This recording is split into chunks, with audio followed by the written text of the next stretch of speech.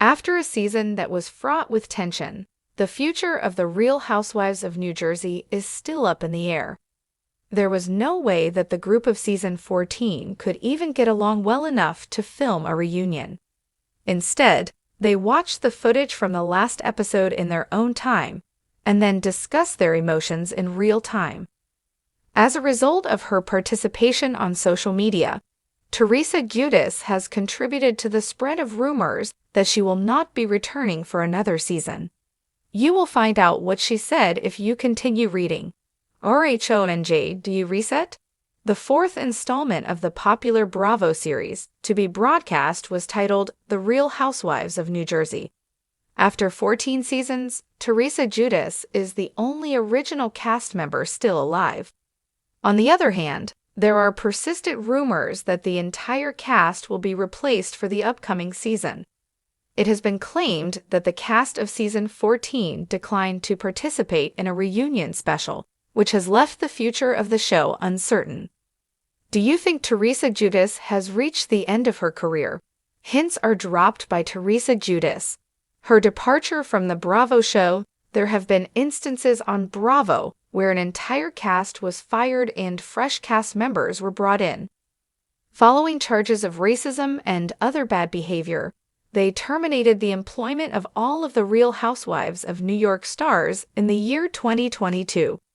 Season 14 of Real Housewives of New York City had an entirely new cast, and all of the series' newcomers will be back for season 15 when it starts on Bravo on October 1st. On the subject of RHONJ, a definitive decision has not yet been made. The question is, did Teresa Giudice use a series of cryptic social media statements to signal that she was quitting the show?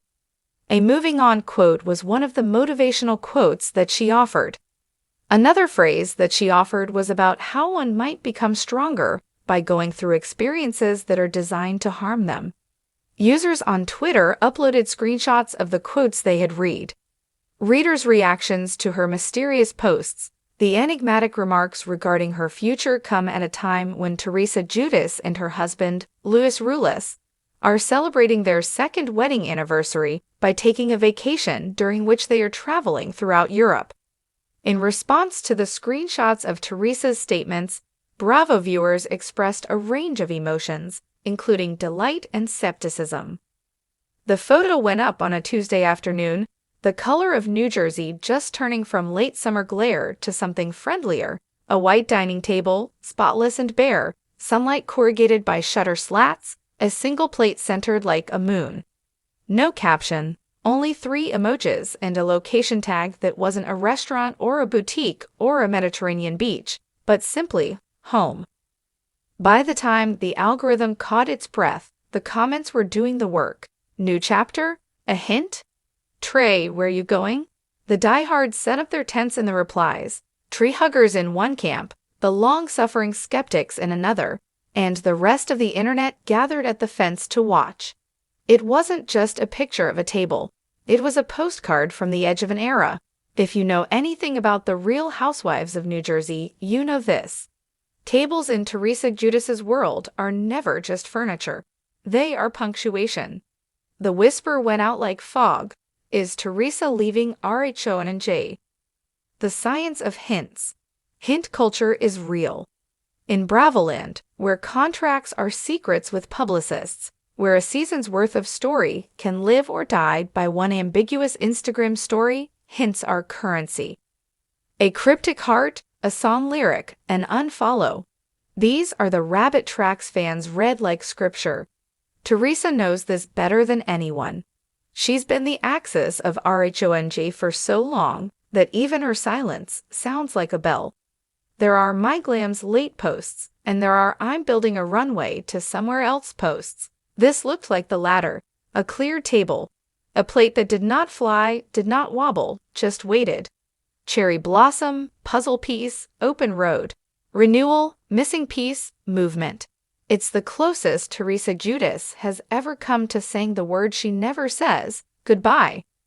Or, because this is Teresa, arrivederci, goodbye with a breath in it. Gravity, worn like jewelry. Since the first time she wrangled a room into silence with the swing of a porcelain moon, Teresa has been the thesis statement of a franchise that prefers exclamation points. The newcomer friends and departing frenemies, the sprinter vans and side eyes, the holiday tables loaded with food and history. It all orbits the central question of any RHONJ year. What will Teresa do? Supporters call it star power. Detractors call it monopoly. The truth is less glamorous. It's gravity. Carrying a show for a decade and a half isn't just a crown. It's a weight you can feel in your neck. This is the part people forget when they imagine reality TV as one long champagne spray. When the cameras turn off, gravity is still there. You're still the epicenter in rooms where you didn't ask to be. Your name still arrives before you. Your stories still ask to be fed. Some people are built for it. Teresa, stubborn and soft in alternating stripes, has been both built by it and bent by it. And even gravity-rich planets reach a point where they dream of being a moon. The house that Teresa built and paid for. To understand the size of the hint, you have to map the house. Not the one in the photo, the other house, the metaphoric one. Teresa is both cornerstone and chandelier. Remove the cornerstone, and the house tilts. Remove the chandelier, and the foyer goes dark. Producers know it, castmates know it, fans know it. The question is never could RHONJ survive without Teresa? Which version of RHONJ would you get? The maternal saga, the entrepreneurial calm down? The friends of spin-off stitched into a main show? The chemistry experiment where camera time is democratized and no table worries for its safety? That's a calculus the network performs with spreadsheets and whispers. Teresa's calculus is different. It lives in her kitchen, in group texts with daughters, in the long exhale after a reunion chair has stopped being a throne and started feeling like a pressurized seat in a cockpit going nowhere fun. There is money math, of course, there's always money math, but the real numbers she's counting now are sanity and legacy. Sanity, how many more months do I want to give to old wars? Legacy, what do my girls remember when they tell this story to their kids? When the house says stay and your house says go. Imagine the meeting you'll never see. Not the ones with Bravo blue backdrops and after-show laughter, but the one in an office that smells like citrus cleaner and cold coffee. Someone on the other side of the table says the words they always say to their central son. We want you back. We need you back. What would make it feel different? Teresa, who has learned to be measured in rooms that do not reward measures, says a true thing. Different isn't an angle. It's an exit or a boundary. That's the dirty secret of long-running reality. You can change the music, but if the dance partners stay the same, your steps find their way back to the old grooves. Teresa isn't saying she hates the music. She's saying her feet have memorized a routine she doesn't enjoy anymore. She could negotiate the parallel track season, minimal overlap with her long-term nemesis, new businesses, new relationships, a palette swap. It would be safer. It would be marketable. It would also be like moving furniture to avoid a draft. Feels good for a week, then winter, then the same old chill whispering under the door. The bolder move is the one hinted in that empty table photo. Leave the house, not as a flounce or a fight, as a graduation. The family thesis. Every Teresa chapter is footnoted by her daughters. Always has been. That's not PR varnish. It's the story that turned audiences into aunties and critics into grudging acknowledgers of a thing beyond ratings. When they were little, the girls were cameos and cautionary tales about how much is too much on camera. Now they're nearly grown, and the calculus shifts again. They are not ornaments. They are witnesses and authors in their own right. The oldest texts her a screenshot of the post. Mom, they're spiraling. The middle sends a heart. We're proud of you. The youngest asks the most honest question. Do we still get to decorate for Christmas big? Yes, always yes. Some legacies you don't drop. You redecorate around them. Teresa's brand is family, love it or fight it. Leaving RHONJ would not mean leaving that brand. It might mean protecting it differently, less public refereeing, more private quiet. It might also mean giving her daughters what we all promise our kids and rarely deliver, the news that we can change on purpose. What does a post-RHONJ Teresa look like? This is where the fantasy agents and the fanfiction producers get loud. The possibilities fan out like a deck of black and gold confessional cue cards. Giudice abroad. Teresa in Italy, not as a tourist, but as a cultural ambassador of sauce and stubbornness, tracking down recipes and relatives, letting villages claim a little of her stardust in exchange for a bowl of something that tastes like memory. The episodes write themselves. Sunday sauce in Sicily, a pilgrimage to the plate factories in Vietri, a visit to the old church where Nana's apricot rosary still lives in a drawer. The Table Reformed. A show about mediation, but funny, Teresa as a host who invites feuding friends to a literal table and uses food to pry open the closed rooms of pride.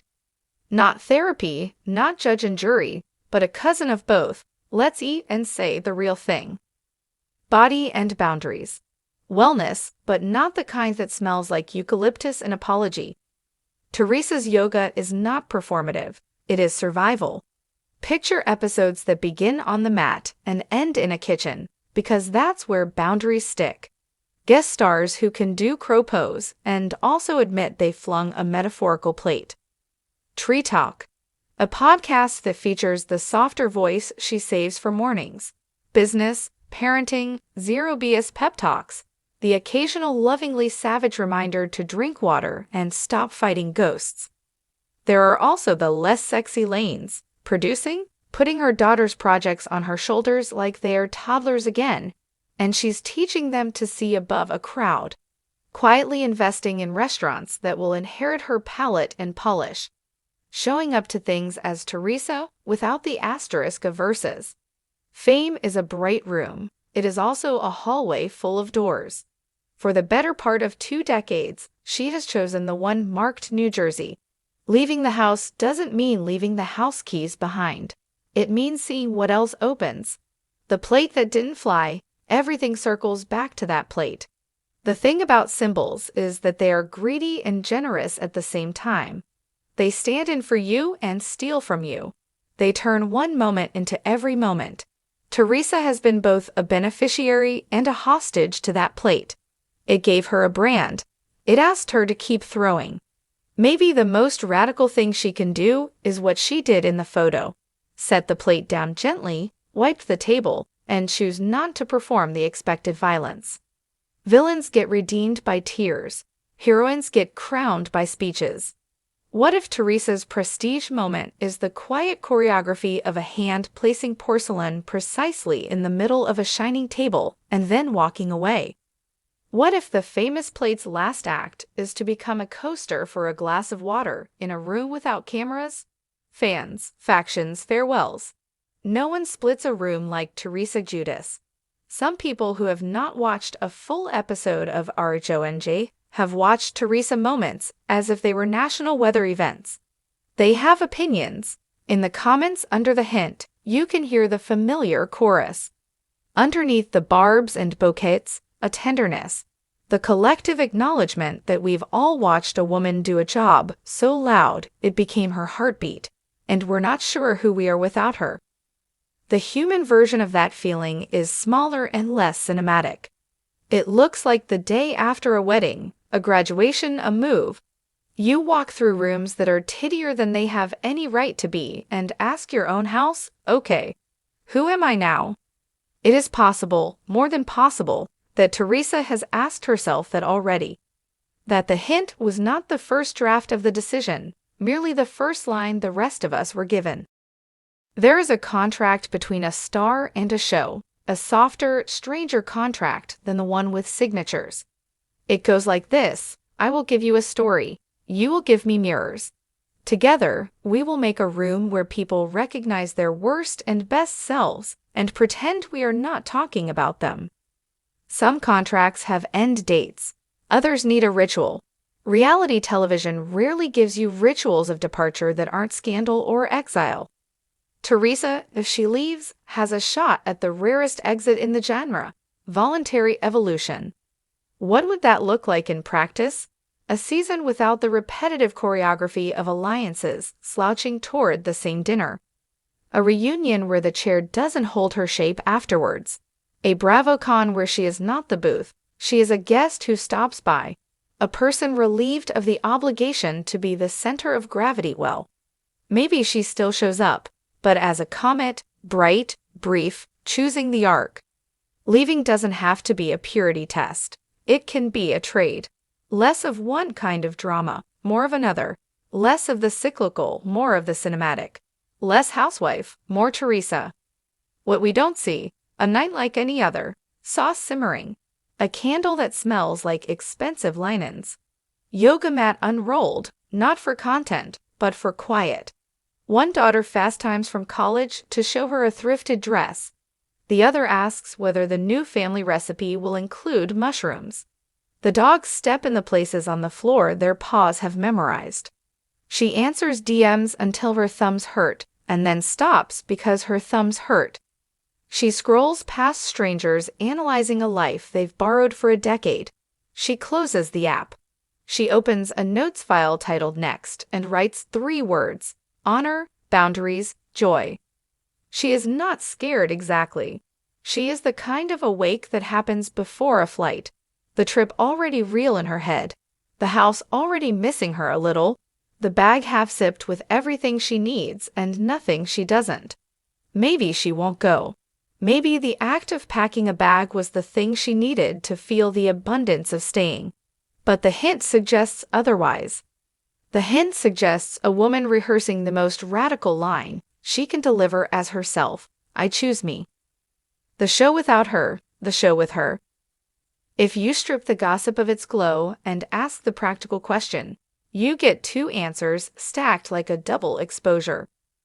Without her, RHONJ becomes an ensemble in a truer sense. The new generation graduates from side plots to arcs. The old guard stops using Teresa as both sword and shield. A quieter show? Maybe. Or maybe the vacuum creates creative weather. Pressure changes, new storms, different sunlight. The table remains the table, different hands set it. With her, but different, Teresa returns with guardrails she wrote herself. The show stops treating agreements as bait. The conflict moves from habit to curiosity. Imagine it. A season built on the gamble that growth sells. Dangerous, daredevil, sane. Both are television. Both could work. Only one requires a woman to keep being a character she has outgrown.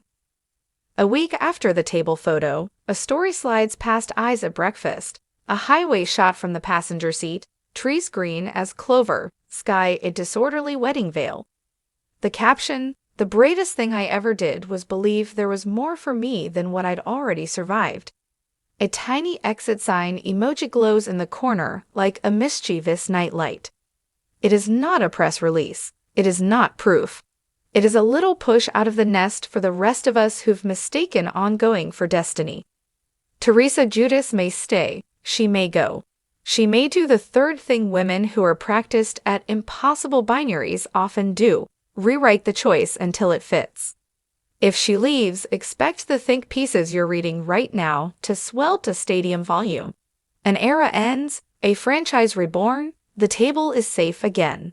What will actually happen is smaller and more human.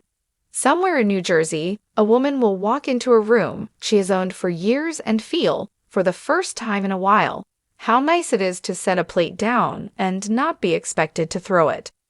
Somewhere in a different room, a camera will point at a different face and ask the oldest question in television: who are you? Either way, life will go on. The holidays will arrive, the sauce will simmer. The girls will send group chat photos of outfits and errands and tiny triumphs that make any headline look like a footnote. And on some idle afternoon, an empty table in a sunlit room will once again catch the light just right. Someone will take a picture. Someone will post it. The comments will bloom with interpretations, breathing their own weather. Maybe Teresa will be on a set in Italy, learning the correct way to pronounce a cheese. Maybe she will be in a podcast studio, barefaced, telling a young mom how to forgive herself. Maybe she will be on her porch, phone flipped screen down, the quiet finally a place to live rather than a thing to fear. Hint received. Message understood. Whatever path she takes, there is a version of Teresa Giudice that exists beyond the franchise that taught America how to spell her last name. It looks, oddly and beautifully, like the photo that started this latest round of speculation. A room cleared not in absence, but in readiness. A stage reset. A plate unthrown. A woman about to take the next step on a road she's been building the entire time. Emoji, puzzle, blossom, and all. Check out some of the best comments.